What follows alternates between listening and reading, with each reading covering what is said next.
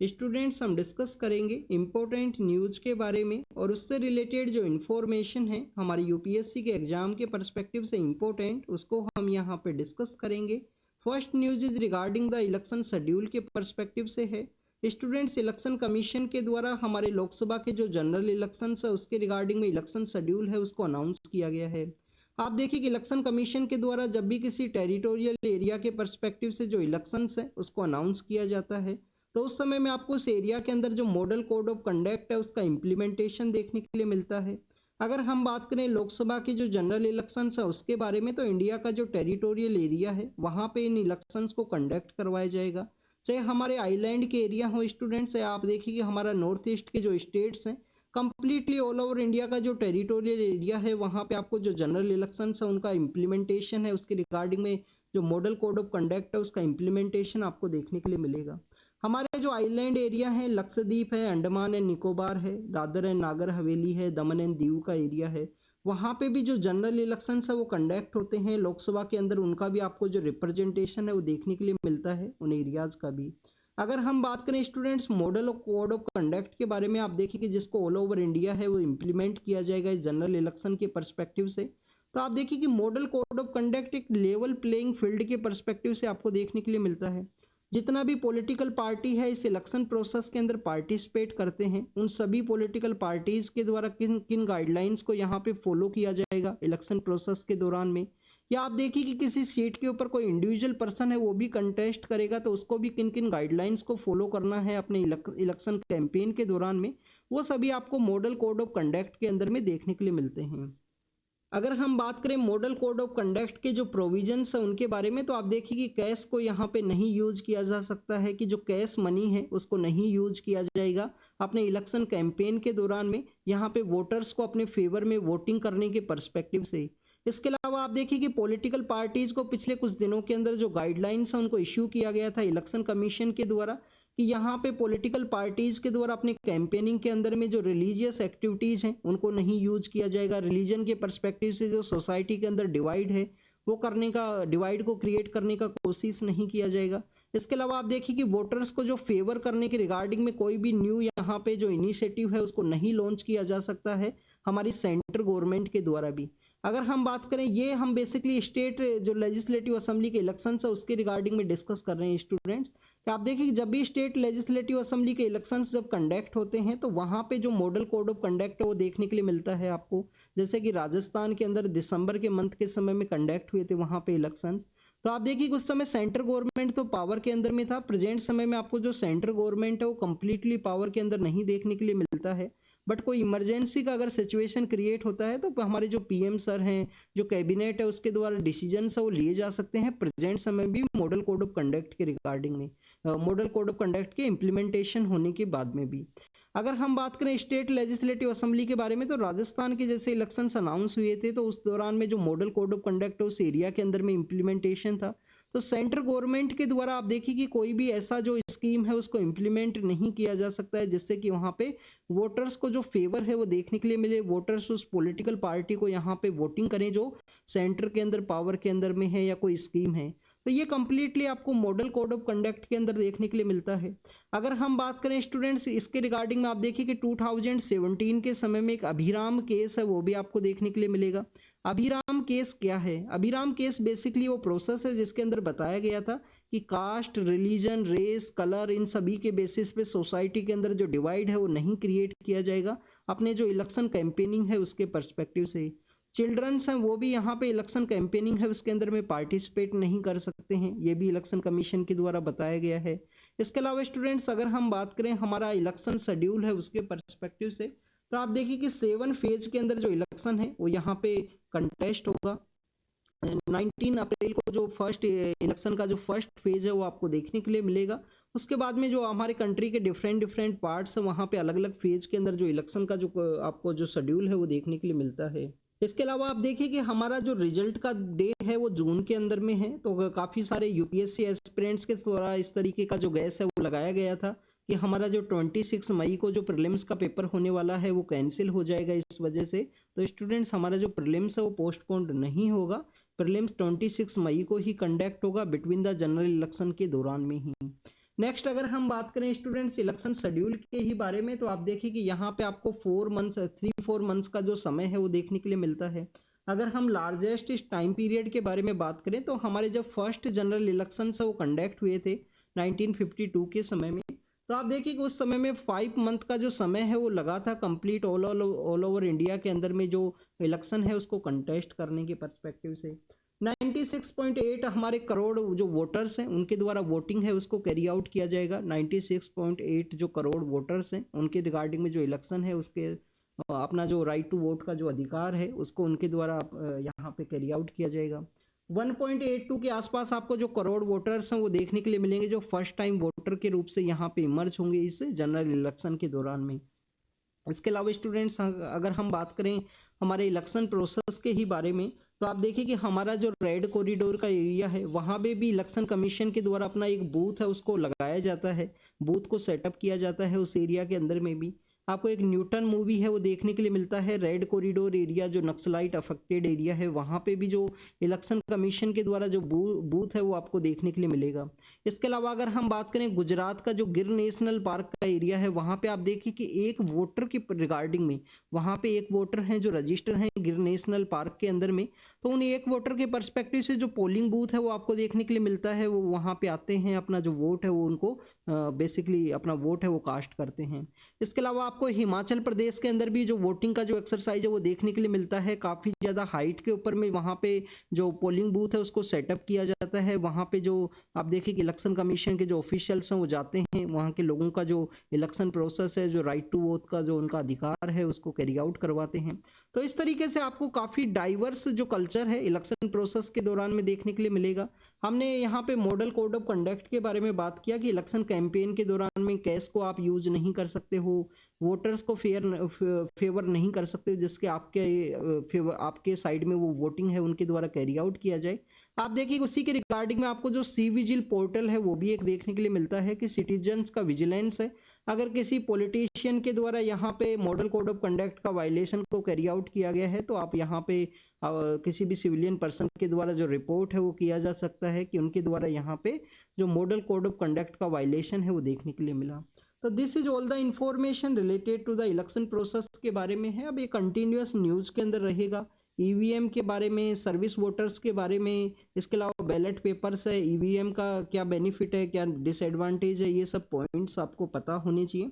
अभी प्रीलिम्स का एग्जाम आ रहा है तो आप बेटर होगा प्रीलिम्स के जो फैक्ट्स है उनके ऊपर फोकस कीजिए अगर आप प्रीलिम्स के लिए प्रिपेयर कर रहे हो, बट आपको मेंस के रिगार्डिंग में इनका जो डिफ्रेंसिएशन है वो जरूर से पता होना चाहिए। आप देखिए कि रिमोट वोटिंग मशीन है वो भी न्यूज के अंदर में था, last year remote voting machine है वो भी न्यूज के अंदर में था। तो remote voting machine state legislative assemblies के पर्सपेक्टिव से उसको यूज किया गया था। जैसे कि सपोज कीजिए बिहार के अंदर इलेक्शन जब कंडक्ट होते हैं और बिहार के जो पर्सन है उनका माइग्रेशन आपको ऑल ओवर इंडिया देखने के लिए मिलता है, तो उनको अपना वोटिंग करने के रिगार्डिंग में वो बेसिकली अपने स्टेट के अंदर में माइग्रेट करते हैं अपने लोकल एरिया के अंदर में। तो उसी के पर्सपेक्टिव से उस इंटरनल माइग्रेशन को डील करने के रिगार्डिंग में रिमोट वोटिंग मशीन है उसको लाया गया था कि उनके द्वारा रजिस्टर करवाया जाएगा कि हम जम्मू एंड कश्मीर के अंदर प्रेजेंट समय में वर्किंग की सिचुएशन के अंदर हैं, वहाँ पे एक पोलिंग बूथ है उसको सेटअप किया जाएगा एक रिमोट वोटिंग मशीन के थ्रू में। 72 जो पोलिंग बूथ है उसको यहाँ पे डील किया जा सकता है, 72 जो कॉन्स्टिट्यूएंसी हैं उनको यहाँ पे। तो ये इलेक्शन प्रोसेस के बारे में था। नेक्स्ट अगर हम बात करें, आप देखिए कि हमारे यहाँ पे एक इंडिजीनियस ब्रीड के पर्सपेक्टिव से है। केरल का जो स्टेट का जो एनिमल हस्बेंड्री डिपार्टमेंट है उनके द्वारा आप देखिए कि थेनमाला कुलन नाम का जो काऊ है उसको इंडिजीनियस ब्रीड के रूप से रिकॉग्नाइज किया गया है। थेनमाला कुरलम कुलन इस काऊ के बारे में अगर हम बात करें तो ड्वार्फ काऊ आपको देखने के लिए मिलता है। इसका जो स्मॉल हम्प है वो भी आपको देखने के लिए मिलेगा। और आप देखिए कि अरिप्पा एंड थेनमाला का जो ट्राइबल एरिया है, अरिप्पा एंड थेनमाला का जो ट्राइबल एरिया है वहाँ पे ट्राइबल कम्युनिटीज के द्वारा इनका जो कंजर्वेशन है वो कैरी आउट किया जाता है। स्टूडेंट्स आप देखिए कि इनका जो बेसिकली जितने भी प्रोडक्ट्स हैं उनके अंदर इम्यूनिटी है वो पाई जाती है। इम्यून पावर के रिगार्डिंग में इंडिजीनियस ब्रीड के रूप से इसको रिकॉग्नाइज किया गया है। आपको इंडिया के अंदर जो काऊ हैं उनके कुछ इंडिजीनियस ब्रीड के बारे में पता होना चाहिए। जैसे कि हम बात करें गुजरात और राजस्थान के बारे में, गुजरात और राजस्थान के एरिया के अंदर में आप देखिएगा आपको कंकरेज नाम का एक इंडिजीनियस ब्रीड है वो देखने के लिए मिलता है। कंकरेज नाम का जो इंडिजीनियस ब्रीड है उनके जो हॉर्न्स हैं वो आपको काफ़ी जो लेंथ के अंदर में देखने के लिए मिलेंगे। इसके अलावा अगर हम बात करें केरल के, वहाँ पे तो आपको खासरगोड नाम का एक जो इंडिजीनियस ब्रीड है वो भी आपको देखने के लिए मिलेगा। हर एक स्टेट के अंदर में कोई ना कोई हमारा इंडिजीनियस ब्रीड है वो पाया जाता है स्टूडेंट्स। हमारी गवर्नमेंट के द्वारा, सेंट्रल गवर्नमेंट के द्वारा आप देखिए कि 800 के आसपास जो कैटल का जो ब्रीड्स हैं वो all over India, all over world के अंदर में है। और हमारी इंडियन गवर्नमेंट के द्वारा 27 जो इंडिजीनियस ब्रीड्स हैं उनको रिकॉग्नाइज किया गया है, जिसके अंदर में आपको खासरगोड है, कंकरेज है, अमृत महल है। अमृत महल के अलावा और देखिए कि और भी आपको काफ़ी सारा जो इंडिजीनियस ब्रीड्स हैं अलग अलग पार्ट के अंदर में देखने के लिए मिलता है। इसके रिगार्डिंग में आपको राष्ट्रीय गोकुल मिशन है उसके बारे में आपको जानकारी होना चाहिए। राष्ट्रीय गोकुल मिशन का मेन मोटिव यही था कि हमारे यहाँ पे जो इंडिजीनियस ब्रीड्स हैं उनको बेसिकली जो कंजर्व है वो किया जा सके। 2014 के समय में राष्ट्रीय गोकुल मिशन है उसको लॉन्च किया गया था हमारी सेंट्रल गवर्नमेंट के द्वारा। सेंट्रल गवर्नमेंट के इस राष्ट्रीय गोकुल मिशन का मेन मोटिव क्या था स्टूडेंट्स? इंडिजीनियस ब्रीड है उसको यहाँ पे कंजर्व करना है। इंडिजीनियस ब्रीड का जो बोवाइन ब्रीड्स है उनका जो मिल्क प्रोडक्टिविटी है उसको भी इंक्रीज करना है। न्यूट्रिशन जो सुपीरियरिटी एंड फार्म मैनेजमेंट का जो प्रैक्टिस है उनको यहाँ पे कैरी आउट करना है उस राष्ट्रीय गोकुल मिशन के परस्पेक्टिव से। नेक्स्ट अगर हम बात करें इलेक्टोरल बॉन्ड के रिगार्डिंग में है, तो आप देखिए कि इलेक्टोरल बॉन्ड का जो रिपोर्ट सामने आया है, जो डाटाज यहाँ पे सबमिट किए गए हैं एसबीआई के द्वारा, तो उसके अंदर काफ़ी कुछ सामने आया था। जैसे कि एक सीरम इंस्टीट्यूट ऑफ इंडिया के द्वारा भी डोनेशन कैरी आउट किया गया है, बट किस पॉलिटिकल पार्टी को डोनेशन किया गया है इसके बारे में जो क्लियर, जो वहाँ पे डाटा के अंदर में क्लियर मेंशन है वो नहीं है।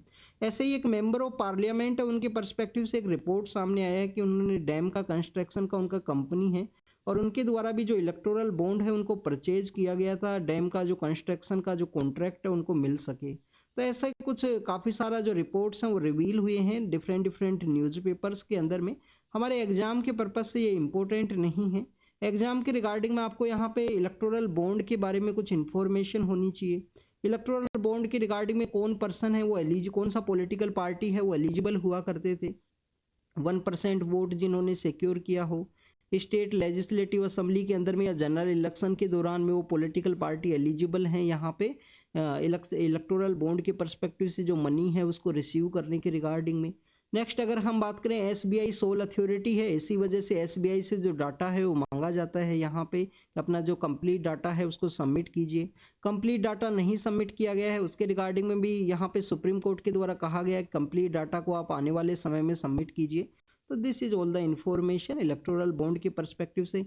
क्यों इसको नल एंड वॉइड या अनकॉन्स्टिट्यूशनल डिक्लेयर कर दिया गया है सुप्रीम कोर्ट के द्वारा? क्योंकि आर्टिकल 19(1)(a) का जो यहाँ पे वायलेशन के रूप से देखा कि यहाँ पे जो वोटर को एक राइट होना चाहिए, यहाँ पे किस पॉलिटिकल पार्टी के पास में किसके द्वारा फंडिंग किया गया है, उसी के बेसिस पे इसको नल एंड वॉइड के रूप से डिक्लेयर किया गया है सुप्रीम कोर्ट के द्वारा। हैवी मेटल्स का प्रेजेंस मिला है, कहाँ पे मिला है? भोपाल के अंदर में।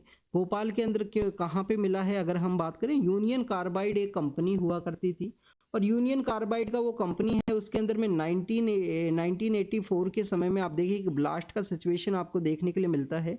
2 दिसंबर का वो दिन है, 2 दिसंबर, 1 दिसंबर 2 दिसंबर का जो मिडनाइट का जो समय है उस समय में वहाँ पे जो बेसिकली यूनियन कार्बाइड गैस के यूनियन जो कार्बाइड कंपनी है वहाँ पे मिथाइल आइसोसाइनाइड का जो लीकेज है वो वहाँ पे हुआ। मिथाइल आइसोसाइनाइड के लीकेज के अंदर में आप देखिए काफ़ी सारे जो लोग हैं उनका डेथ हो गया था उस एरिया के अंदर में। बट यूनियन कार्बाइड के द्वारा 1984 के इस मिथाइल आइसोसाइनाइड के लीकेज से पहले भी काफ़ी सारा जो वेस्ट है उसको डंप किया गया था अपने ही प्रेमाइस के एरिया के अंदर में। उसको डंप करने का यहाँ पे इम्पैक्ट है वो सामने ये आया है कि वहाँ का जो ग्राउंड वाटर है उसके अंदर भी हैवी मेटल्स हैं, उनका जो कंटामिनेशन है वो पाया गया है प्रेजेंट समय में। सेंट्रल जो ग्राउंड वाटर अथॉरिटी है, सेंट्रल जो ग्राउंड वाटर अथॉरिटी है उसके द्वारा अपना एक रिपोर्ट है उसको सबमिट किया गया है एनजीटी को, नेशनल ग्रीन ट्राइब्यूनल को। अब हम इन दोनों ही टॉपिक्स के बारे में देखते हैं। आप देखिए कि सेंट्रल ग्राउंड वाटर अथॉरिटी के बारे में अगर हम बात करें, मिनिस्ट्री ऑफ जल शक्ति के अंदर में आपको देखने के लिए मिलेगा इन्वायरमेंट प्रोटेक्शन एक्ट है स्टूडेंट्स हमारे यहाँ पे 90 इन्वायरमेंट जो प्रोटेक्शन एक्ट है 1986 का, उसका जो सेक्शन 3 है उसके अंडर में इसको क्रिएट किया गया है सेंट्रल ग्राउंड वाटर अथॉरिटी को। एनजीटी के बारे में अगर हम बात करें 2010 के समय वो इम्प्लीमेंटेशन में आता है, प्रिंसिपल ऑफ नेचुरल जस्टिस के ऊपर वर्क करता है, इन्वायरमेंट के जो केसेज हैं उनको डील करने के लिए उसको बनाया गया है। या यहाँ पे एनजीटी के द्वारा कोई जजमेंट को डिलीवर किया जा सकता है तो उसको आप यहाँ पे चैलेंज कर सकते हो क्या सुप्रीम कोर्ट के अंदर में? तो 90 डेज का आपके पास में समय होता है। 90 डेज के अंदर में आप उसको अपील है वो कैरी आउट कर सकते हो सुप्रीम कोर्ट के अंदर में। एनजीटी यहाँ पे प्रिंसिपल ऑफ नेचुरल जस्टिस के ऊपर वर्क करता है। बट आप देखिए कि हमारे जो इन्वायरमेंट के दो कानून हैं, वाइल्ड लाइफ प्रोटेक्शन एक्ट 1972 है, वाइल्ड लाइफ प्रोटेक्शन एक्ट 1972 है, फॉरेस्ट राइट एक्ट है 2006 के समय का। तो ये दो जो कानून है वो कवर नहीं किए जाते हैं यहाँ पे एनजीटी के द्वारा। तो this is all the information. NGT, central ground water authority, उन दोनों के बारे में हमने बात किया। ऐसे कोई भी इंस्टीट्यूशन है, सेंट्रल ग्राउंड वाटर अथॉरिटी है, कौन से कानून के अंडर में उसको बनाया गया है, कौन सा लॉ है या एक्ट है उसके अंडर में उसको क्रिएट किया गया, इन सभी के बारे में आपको जानकारी होनी चाहिए। यूपीएससी ने काफी बार ऐसे क्वेश्चन वो पूछे हैं स्टूडेंट, जिन कोई भी अथॉरिटी का नाम दे दिया गया, क्वेश्चन ये पूछ लिया गया कि इसको किस एक्ट के थ्रू में बनाया गया है, फॉरेस्ट राइट एक्ट के अंडर में बनाया गया, वाइल्ड लाइफ प्रोटेक्शन एक्ट के अंडर में बनाया गया, या आप देखिए कि हमारा वाटर पोल्यूशन का जो कंट्रोल का जो एक्ट है उसके अंडर में इसको क्रिएट किया गया है, जिसके थ्रू में आपको सेंट्रल पोल्यूशन कंट्रोल बोर्ड है वो देखने के लिए मिलता है। वाटर एंड एयर का जो बेसिकली हमारे एक्ट हैं, जिन दोनों प्रोविजंस को ऐड किया गया था सेंट्रल पोल्यूशन कंट्रोल बोर्ड को इस्टेब्लिशमेंट के रिगार्डिंग में। नेक्स्ट अगर हम बात करें यूनियन कार्बाइड के बारे में, मिथाइल आइसोसाइनाइड का लीकेज हुआ। स्टूडेंट्स यहाँ पे एक मूवी मैं आपको सजेस्ट करूंगा, जब भी आपको समय मिले आप देखना, रेलवे मैन नाम का एक मूवी है। आप देखिए कि जब भोपाल के अंदर में जब मिथाइल आइसोसाइनाइड का लीकेज हुआ था, तो उस समय में आप देखिए कि रेलवे तो कंटिन्यूअस वर्क करेगा अपने एरिया के रिगार्डिंग में, कि उस समय में इतना जो कम्युनिकेशन है वो भी नहीं हुआ करता था। तो उसमें बेसिकली जो रेलवे के जो वर्कर्स हैं उनके रिगार्डिंग में वर्क को वहाँ पे शो किया गया है रेलवे मैन जो मूवी है उसके अंदर में, कि बेसिकली किस तरीके से जब मिथाइल आइसोसाइनाइड का लीकेज हुआ था उस समय में वहाँ पे जो हमारा इंडियन रेलवे के काफ़ी सारे जो पर्सन्स हैं उनके द्वारा बहुत सारे लोगों को रेस्क्यू किया गया था। नेक्स्ट अगर हम बात करें, बीआरएस के एक लेजिस्लेचर हैं, उनको ईडी का द्वारा कस्टडी के अंदर सेंड किया गया है। ईडी के बारे में आपको इन्फॉर्मेशन होनी चाहिए, एनफोर्समेंट यूनिट है, मिनिस्ट्री ऑफ फाइनेंस के अंडर में है, और जो भी इंफॉर्मेशन है उसको आप रीड कीजिए। नेक्स्ट अगर हम बात करें, टीचर्स को सैक किया गया था, तो आप देखिए कि आपको यहाँ पे एक आर्टिकल के बारे में पता होना चाहिए। आर्टिकल क्या है स्टूडेंट्स? आर्टिकल है 311। 312 आर्टिकल क्या है? ऑल इंडिया सर्विस के बारे में है। 311 के अंदर में यहाँ पे गवर्नमेंट को राइट है, अगर आप नेशनल एंटी नेशनल एक्टिविटीज़ को कैरी आउट करोगे, कंट्री के अंदर में वायलेंस को कैरी आउट करोगे, तो आपको यहाँ पे सर्विस से जो रिमूव है वो किया जा सकता है आर्टिकल 311 के अंदर में। जम्मू एंड कश्मीर के अंदर ऐसे काफ़ी सारे लोग हैं जिनको कि बेसिकली सैक किया गया उनके सर्विस से, उनके द्वारा काफ़ी सारा जो ऐसा इलीगल एक्टिविटीज है जिसके अंदर में पार्टिसिपेट किया गया था, प्रोटेस्ट को बूस्ट किया गया था, ऐसा कुछ आपको देखने के लिए मिलता है। तो उस चीज़ सबको डिस्कस किया गया है। आर्टिकल 311 के बारे में आपको रीड करना है। आर्टिकल 312 के बारे में अगर हम बात करें, ऑल इंडिया सर्विस के परस्पेक्टिव से है। हमारी जो ऑल इंडिया सर्विस है, जैसे कि आप देखिए कि इंडियन एडमिनिस्ट्रेशन सर्विस है, जो ऑल ओवर इंडिया आपको एक सर्विस देखने के लिए मिलती है।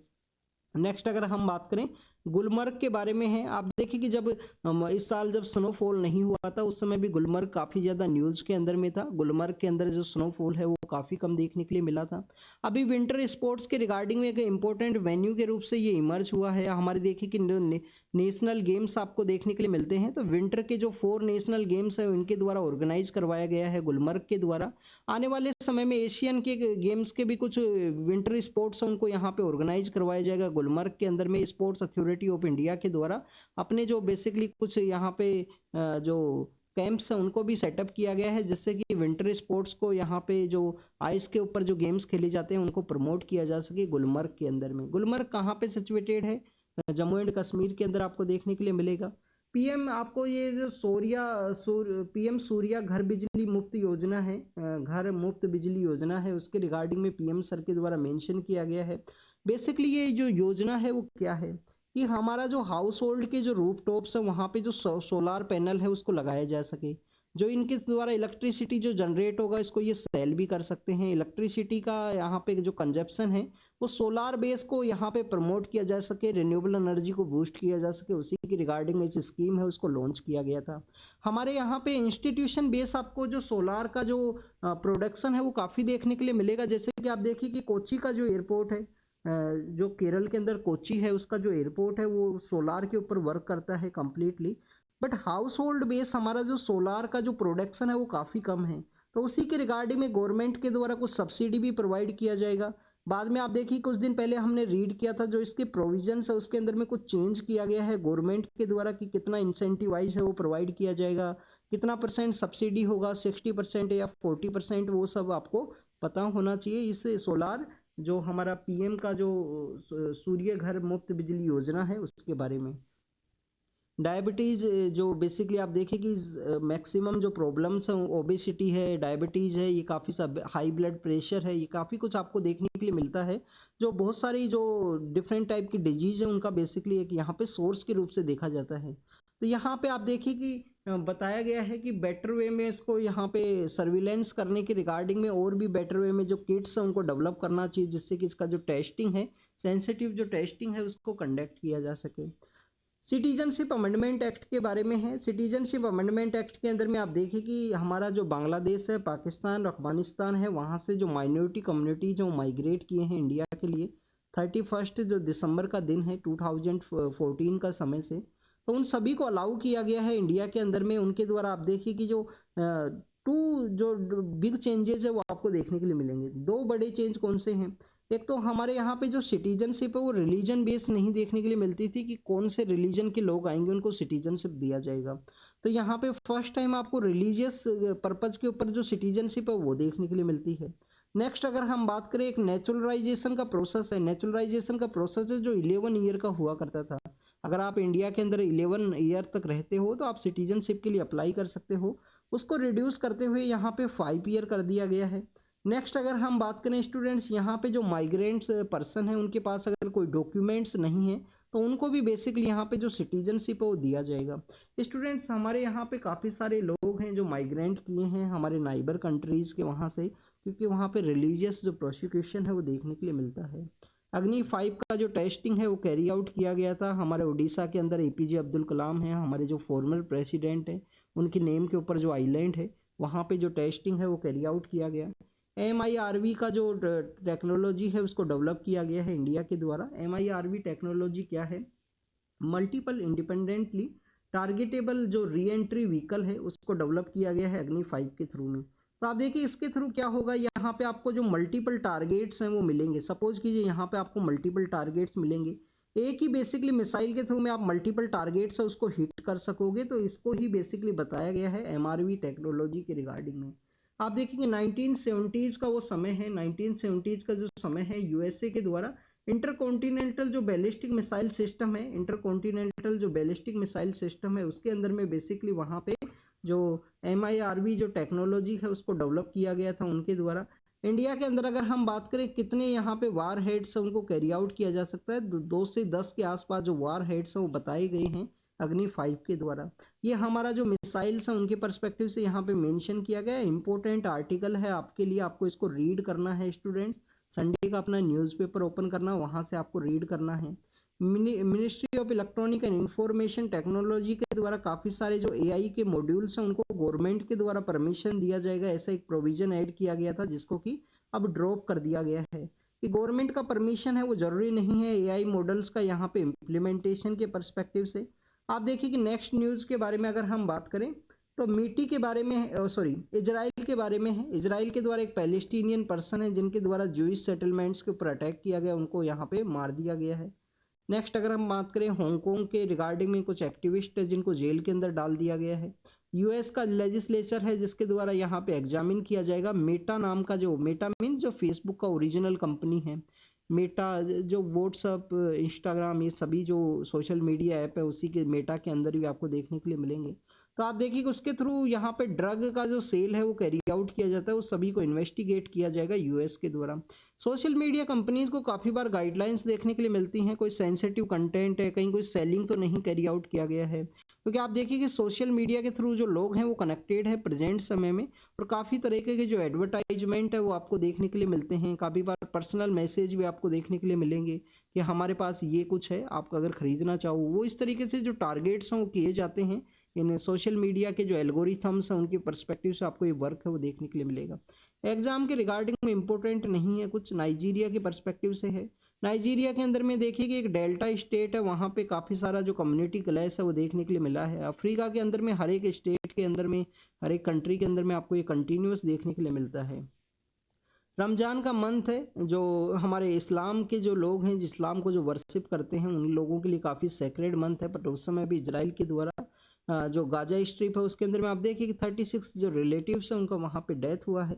यूएन के एजेंसीज के द्वारा कहा गया है यहाँ पे चिल्ड्रंस गाजा स्ट्रिप उन सभी के पर्सपेक्टिव से इंफॉर्मेशन है। ट्रूस के बारे में बात की गई है कि जल्दी यहाँ पे जो शांति है उसको कर लिया जाएगा, उसका जो टॉक्स हैं वो चल रही हैं प्रेजेंट समय में। नेक्स्ट अगर हम बात करें जूलियन जो कैसेंजर हैं उनके पर्सपेक्टिव से, यहाँ पे कैथोलिक ग्रुप के अंदर में जो शो किया गया है। सऊदी के जो क्राउन प्रिंस हैं मोहम्मद बिन सलमान हैं, एमबीएस है, उनके द्वारा आप देखिए कि पाकिस्तान को जो सपोर्ट है वो किया जाएगा उनका जो इकोनॉमिक सिचुएशन के अंदर में। और कीव के द्वारा जो यूक्रेन का जो कैपिटल है कीव के द्वारा स्ट्राइक किया गया है रसिया के ऊपर, वहाँ पे जो प्रेसिडेंट इलेक्शंस है वो होने वाले हैं रसिया के अंदर में। नेक्स्ट अगर हम बात करें हैती के अंदर में, आप देखिए कि वहाँ पे भी वायलेंस इमर्ज हुआ था। हैती कहाँ है स्टूडेंट? हैती आपको कैरेबियन सी के अंदर देखने के लिए मिलता है। इसका जो लोकेशन है एक बार इसको गूगल जरूर से कर लेना स्टूडेंट्स हैती के बारे में।